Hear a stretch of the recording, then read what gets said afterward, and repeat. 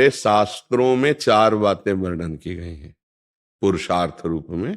धर्म, अर्थ, काम, मोक्ष, चार बातें रखें। पहला क्या है? धर्म। व्यक्ति का कर्तव्य है धर्म के द्वारा जो प्रगट कामनाएं हैं उनकी पूर्ति करे। धर्म जब हमारे हृदय में आ जाता है तो कामनाएं पाप वाली नहीं होती हैं, या कभी पाप वासना स्फुरित होती है तो धर्म को सामने रखने के कारण हम उन कामनाओं में फंसते नहीं हैं। धर्म के द्वारा जब कामनाओं की पूर्ति की इच्छा होगी तो अर्थ धर्म पूर्वक आप कमाएंगे। अगर अर्थ पापाचरण से कमाया जाए तो धर्म हट गया, क्योंकि अधर्म पापाचरण, अधर्म, अधर्म से जो कामनाएं होंगी वो पाप कराएंगी, वो अशांति पैदा करेंगी। अशांत से कुता सुखम, अशांत पुरुष को कभी सुख की अनुभूति नहीं होती, वो चिंता और शोक से व्याकुल रहता है। तो हर मनुष्य का पहला कर्तव्य है धर्म। अब धर्म किसे कहते हैं? जिसे शास्त्र कहता है करो उसे धर्म कहते हैं, जिसे शास्त्र कहता है ये ना करो उसे अधर्म कहते हैं। समस्त शास्त्रों का स्वाध्याय आपको कर पाना बड़ा कठिन है, तो शास्त्रों के मर्मज्ञ, शब्द ब्रह्म के विद्वान और परब्रह्म के अनुभूत संत होते हैं। आप उनके सत्संग को सुन लो, हर शास्त्र का सार उसमें आपको शोध करके, वो जैसे दूध में घी है पर प्रक्रिया के द्वारा निकाल करके सीधे घी दिया जाए, तो संत जन समस्त शास्त्रों का मंथन करके तुम्हारे मंगल के लिए सार बात बताते हैं। तो जैसे गृहस्थ धर्म में तुम किसी के पति हो, किसी के पुत्र हो, किसी के भाई हो, किसी के पिता हो, तो अब आपका परम कर्तव्य भगवत भजन करते हुए इन छोटे छोटे धर्मों का पालन करना। आपको अपने धर्म का पालन करना, ये नहीं देखना कि पत्नी का क्या कर्तव्य है, पुत्र का क्या कर्तव्य है, मेरे पिता का क्या कर्तव्य है। नहीं, मेरा क्या कर्तव्य। धर्म दूसरों को कर्तव्य सिखाने के लिए नहीं है, अपने कर्तव्य का पालन करने के लिए है। हाँ, दूसरा यदि हमारा अनुशासन माने तो हम निवेदन कर सकते हैं कि तुम्हारे लिए धर्म का ये स्वरूप है, इसका पालन करो। तो अपने धर्म का पालन करते हुए परम धर्म की पूर्ति करें। ये लोक धर्म है जो अभी बताया, ये लोक धर्म है। और जब परम धर्म का पालन नहीं करोगे तो लोक धर्म करने से कुछ आखिरी में प्राप्त होने वाला नहीं। श्रुत बनितादि जान स्वार्थ रत ना करुने सबीते, अंत तो तजेंगे पामर तू न तजय अबहीते, मन पछितई है अवसर बीते। अब इनके साथ व्यवहार कैसे करें? भगवत भाव से। मेरे पुत्र रूप में, मेरे पत्नी के हृदय में, मेरे माता पिता के हृदय में, समाज के हृदय में भगवान विराजमान है, और मेरा जो कर्तव्य आएगा उसके अनुसार मैं उनकी सेवा करूंगा और इस सेवा को भगवान को समर्पित करूंगा और नाम जप करूंगा।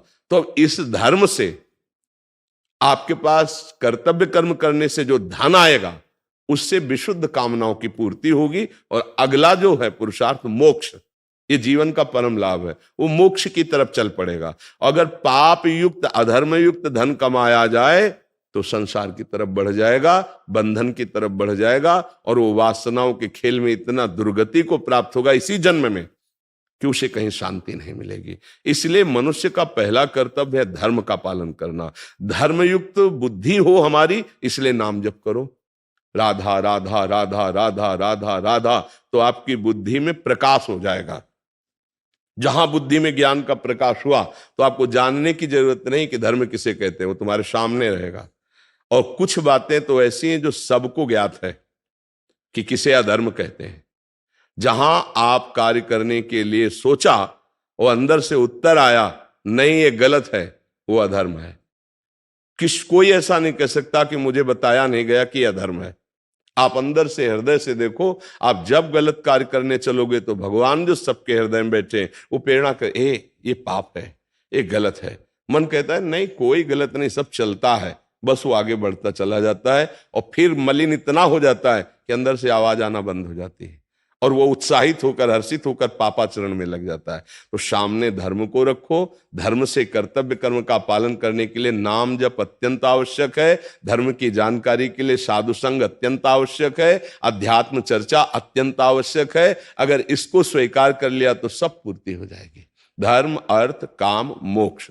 आगे चल करके जो महाभागवत बन जाते हैं वो इनकी भी परवाह नहीं करते, वो भगवान से प्रेम कि हे प्रभु अनपायनी भक्ति, प्रेम लक्षणा भक्ति आपके चरणों में हो जाए। पर पहले शुरुआत तो करे धर्म से। आज धर्म ही नष्ट होता चला जा रहा है। देखो, पुत्र का क्या कर्तव्य है, पुत्री का क्या कर्तव्य है, पत्नी का क्या कर्तव्य है, पति का क्या कर्तव्य, अपने अपने कर्तव्यों से च्युत होते जा रहे हैं, भ्रष्ट होते जा रहे हैं।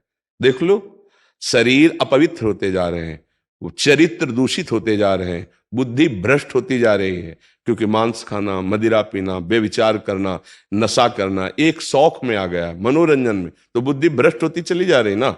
धर्म का पालन करने की क्षमता ही नहीं रह गई है, और वो जानते ही नहीं धर्म किसे है। अगर धर्म की बात कहो तो वो शास्त्र और संत दोनों को झूठा कर देंगे।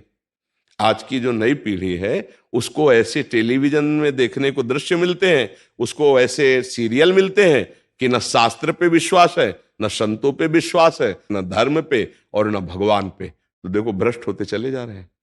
अगर गुरु का, शास्त्र का, भगवान का शासन स्वीकार किया जाए तो धर्म में जीवन होता है, और धर्म में जीवन वाला ही अर्थ और कामना की पूर्ति करते हुए वो भगवान को प्राप्त होता है, मोक्ष। ये 4 पुरुषार्थ है, पर पहला है धर्म, आज पहला है अर्थ।